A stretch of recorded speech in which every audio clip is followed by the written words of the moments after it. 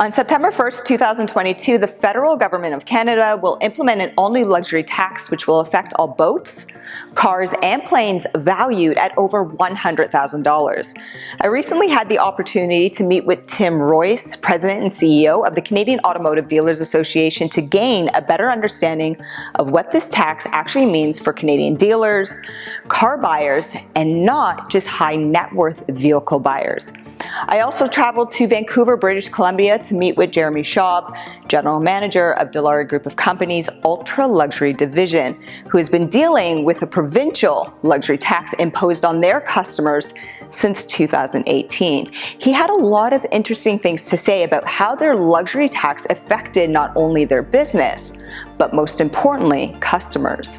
And finally, in Toronto, I met with Shawn Alam, General Manager of Leggat Chevrolet, Cadillac, Buick, GMC, who provides valuable insight into how the luxury tax will impact his dealer group and potentially customers.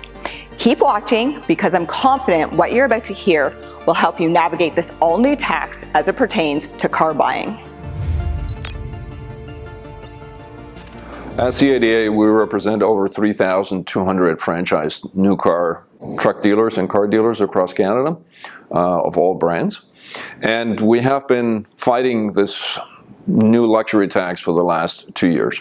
What the Canadian government has been proposing is a luxury tax on airplanes, boats, and cars. And for cars, it is intended as a luxury tax for anything above $100,000. This tax, interestingly enough, is exactly the same type of tax that was implemented many, many years ago in the US and then scrapped because it wasn't working, and it was structured exactly the same way. Airplanes, boats, and cars. Now, this discussion has been going on for 2 years with the Canadian government. We have been successful in convincing the government to actually turn this from what it was originally intended to be, which was a tax, back to $1. So a vehicle of $120,000 would have been taxed at 10% on the overall value of the vehicle. So on a vehicle of $120,000 would have been a tax of $12,000. A vehicle that cost $99,000 wouldn't have received any tax. So we were able to convince the government to actually change that, at least, into what's called a marginal tax. So only the amount above $100,000 is going to be taxed. So in the same example of $120,000, it's now 20%, but only on the value above $100,000. So in that same example of $120,000, that tax is now $4,000, or will now be $4,000 instead of $12,000, the way the government was originally proposing it. So that was an initial success that we had in our discussions with the government. We have since then been fighting with the government on two additional fronts. One of them is obviously to make them aware of the incredible cost of implementation of this tax, that it actually will cost more to implement than it will ever generate in revenue. By the way, this point is confirmed by the Parliamentary Budget Office, PBO, themselves with the government, saying that the revenue effects that the government is planning for this tax will most probably not take place because there will be change in consumer behavior. We'll talk about those in a moment. The second topic that we've been lobbying the government is to at least have an exemption or consideration for BC and Quebec that already have luxury taxes in place. So in the case of BC, they already have a luxury tax, so this would be a tax upon tax upon tax. Quebec has a yearly tax on their registration based on the vehicle's MSRP. So we're trying to get an exemption for BC and Quebec on this. So far, we have not been successful to achieve that. So let's talk about the effects on the consumer of this. The way like I said, the Parliamentary Budget Office has framed it is this will lead to a change in consumer behavior. That's exactly what happened. This was implemented in the US. Consumers will buy around this tax.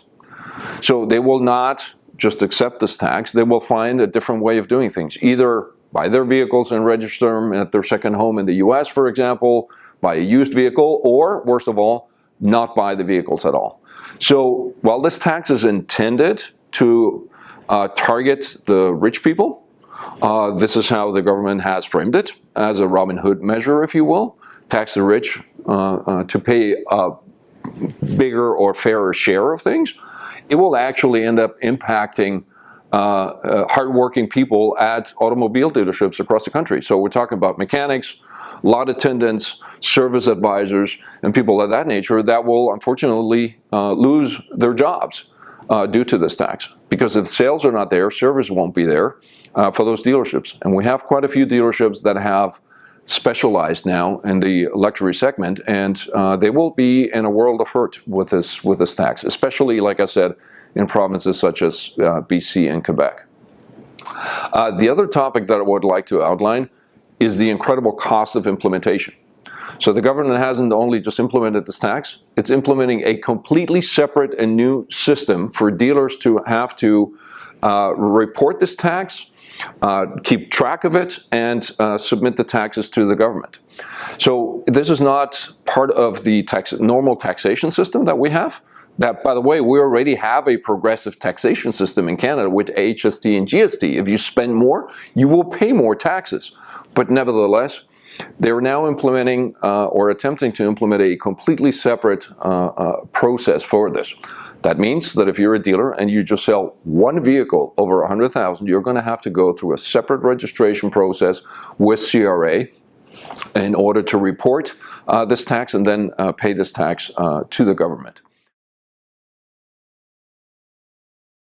We're here in Vancouver where we have faced a luxury tax since 2018, and now we know that the federal government is going to implement a new 10% luxury tax on all autos, boats, and planes over $100,000. Based on our experience, when that came out in 2018, we did see the market contract.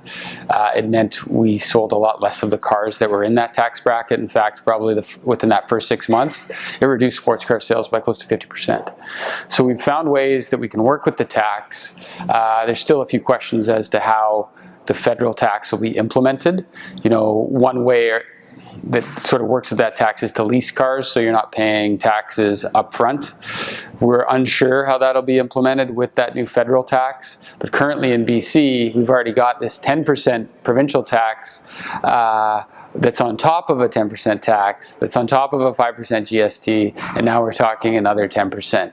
What does that all add up to? Well, in British Columbia, that's 37% effective tax rate on any car over $100,000. So we are concerned of the effects that it'll have on the industry and our workforce because we've been through it before. It took us 18 months to kind of rebuild what was lost in terms of, you know, getting sales back to where they were pre-tax. So whether or not this federal tax removes people from the market, I feel like it will. Whether it's long-term or short-term, we'll find out. You know, I think what we've seen with sports cars is a lot more people leasing them, because if you pay cash for a car, which people have the means to do, you're paying all of that tax right up front.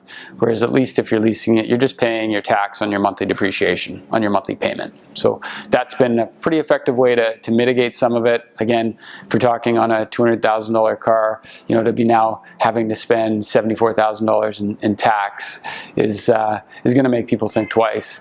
And, you know, we wonder too, you know, pre-owned cars are going to be a spot where they won't be taxed at the same level. You still get provincial taxes here, but federally we understand it's only on new cars. So we feel. The Canadian government had implemented the luxury tax to be initially rolled out for January 1st of 2022. Now that date has changed to September 1st of 2022. So our preparations actually began some time ago, and those preparations include preparing our staff so they have an understanding of how this tax is going to be imposed for those vehicles over the threshold of $100,000.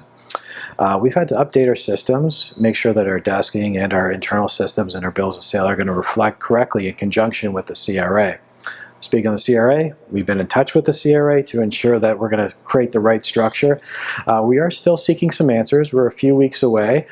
We want to ensure that we're fully understanding and how this system is going to be rolled out.